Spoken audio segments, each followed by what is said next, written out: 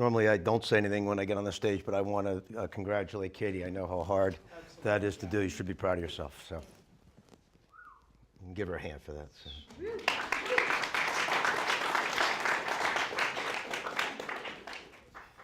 right. All right.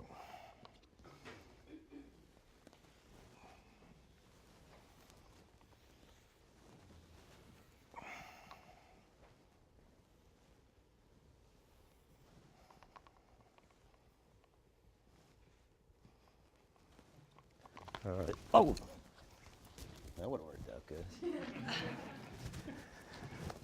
So, I'm here to tell you my story, and my story is a not despite, but because.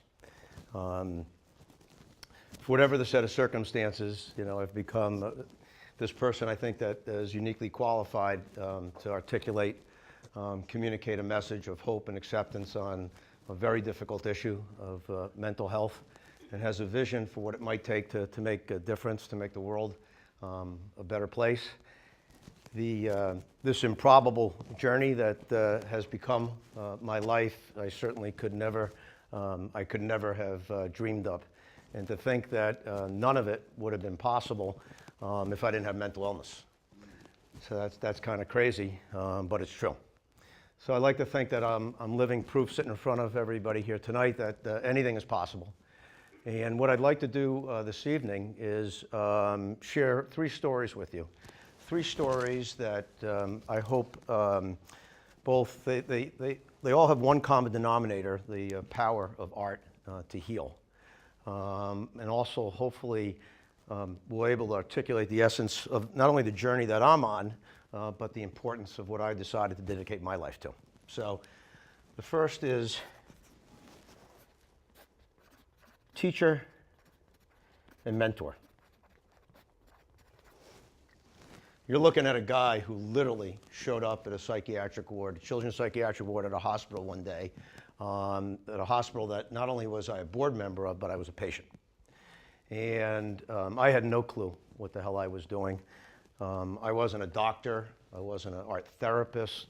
Basically, I was a nobody, just a guy who wanted to help. And I had figured if painting was good for me, it might be good for other people. That was it. So I showed up.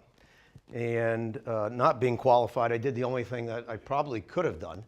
I told these kids my story and tried to give them some hope and add some humor to a very difficult life for these kids. And I was caught off guard at the very beginning because I saw the impact that it was having not only on the children, but their parents, the doctors, the staff, and maybe most importantly, myself.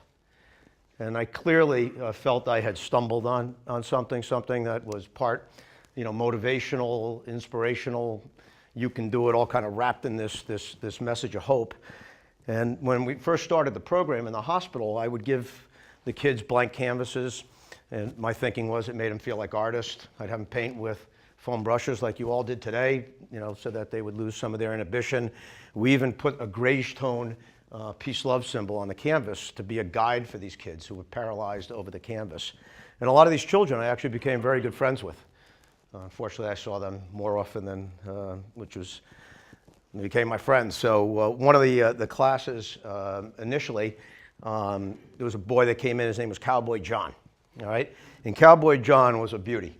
He would say every time we'd be in the middle of class, and this kid had no idea what the hell he wanted to paint. And no matter how we got going, the canvas would always be blank. So I'd go up to Cowboy and I'd say, what are you doing? He says, I have no idea what I'm going to do. And I say, hey, you're my kind of artist because I have no idea what the hell I'm doing.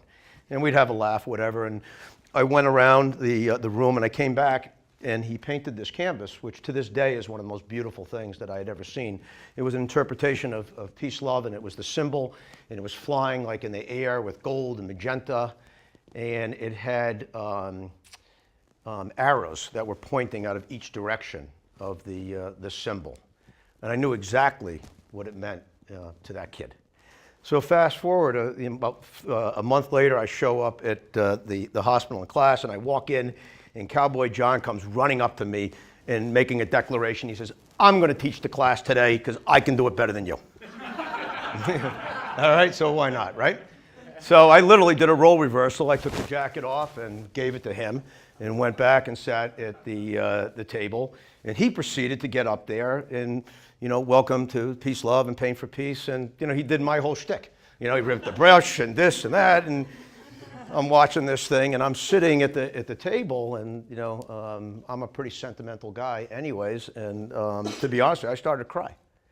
And I cried because I took it in its context. That young boy had the courage to get up there and teach that class. And you know what? He did it as good, not as good. He probably did it better than I did. And everybody got the same message.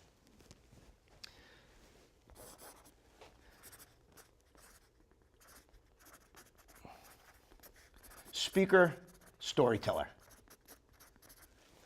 All right, here's the deal. I have no qualifications as a speaker, ever.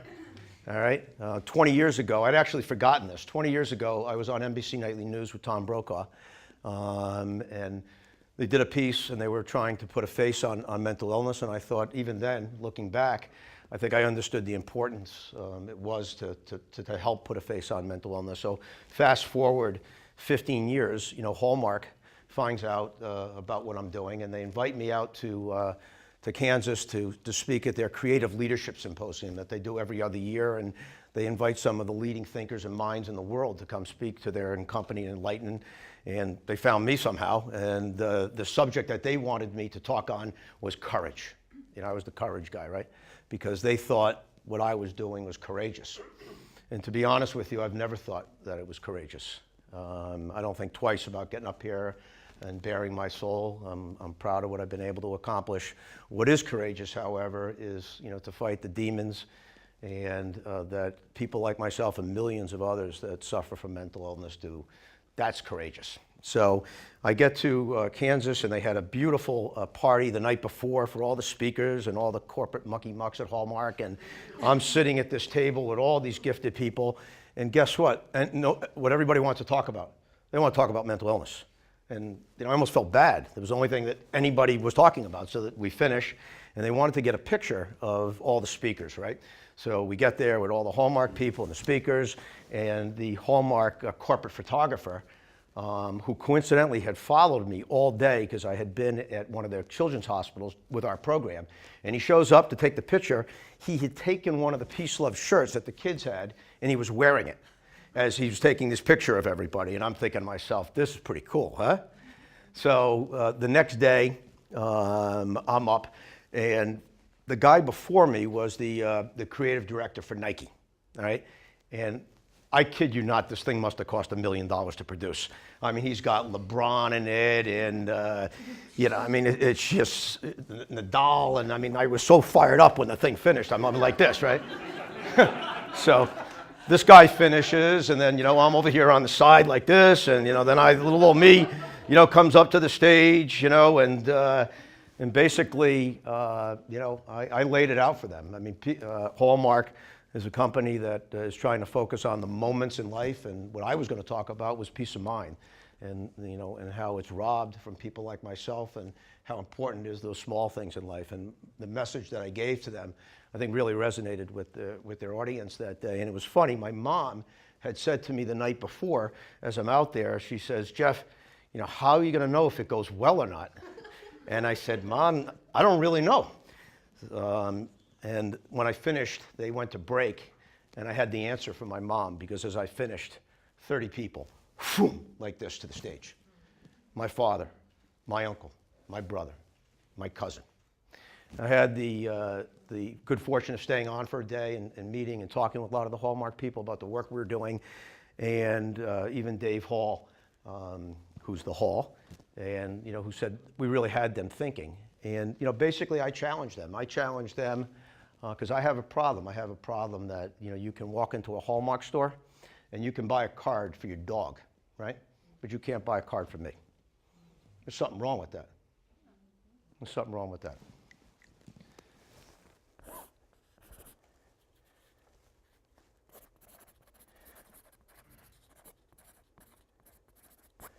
Creative voice.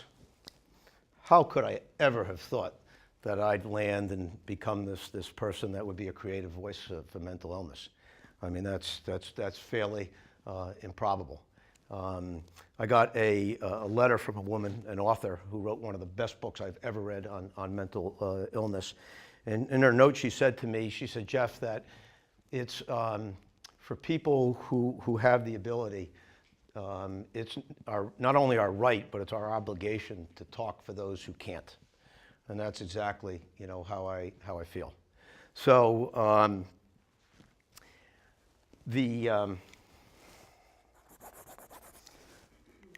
one of the things that I enjoy most in the populations is dealing with teenagers, because I really think teenagers are going to be the future. They're going to change it for us. And a couple of months ago, I had the good fortune of speaking in Atlanta at the B'nai B'rith Youth Organization, which is the largest Jewish youth organization in the world. I think 80,000 people, and there were 3,000 teenagers that I had a chance to go down and speak. And the first group that I spoke to was probably about 300 kids. And I spoke maybe for 20 minutes, and I left plenty of time for a Q&A, because I know the question that one kid asked, 50 other kids want to ask that same exact question. So we get to the Q&A, and these kids are asking questions, and the kid back there, he says to me, he says, Jeff, and he tells a story, kind of like I would say it. He says, high school kid, and he says, I went into school, and he said, if I had a broken leg, they would have put me in the front row and asked to help me. But I told my teacher that I had a bad, day with my mental, health and mental illness. And his teacher proceeded to tell him that it's not real, so don't worry about it. He said, what should I have done? So I'm sitting there, and I walked over to the kid, and I handed him my business card, and I said, you have your teacher call me, all right? Kid over there, he comes over, asks a question. He says, yeah, my friends have been telling me that, because I have mental illness, that I can't have a fulfilling and successful life. What do I tell them? I tell them, bullshit. That's what you tell them, all right? That's what you tell them. I finish that day, and probably, I'd been doing this a while. I'd never seen this before. I must have had 50 of 300 kids come in front of me, and they waited for a half hour, and they shared their story. Jeff, I have this. Jeff, I have this. Jeff, I haven't had the courage. I'm going to go get diagnosed when I get back.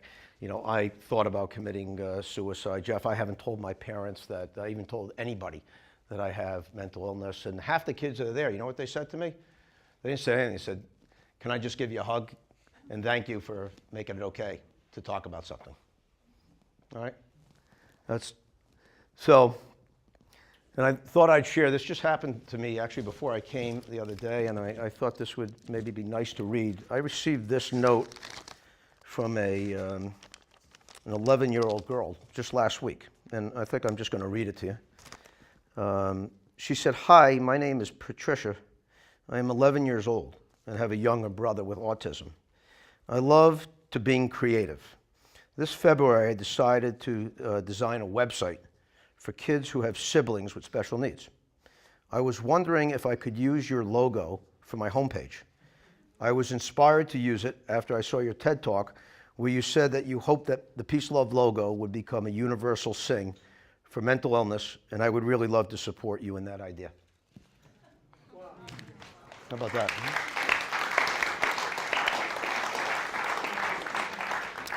So I guess in closing, I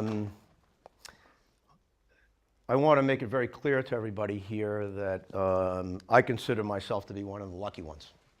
I got diagnosed, I got help, and I've been able to live a wonderful, wonderful life.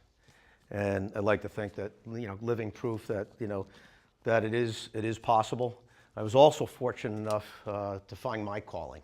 My father used to tell me that, you got to find what you can do better than anybody in the world. He says, I don't know what that is, but you got to find it. And I think lucky for me, at least for me, I think I found what I can do better than anybody. And I guess my message to you that I leave you is, we all have an opportunity to make a difference in the world in so many different ways. And I encourage each and every one of you, especially as you're at an event like this, to try to find that thing, because it's out there for you. Believe me, it is. So I say thank you.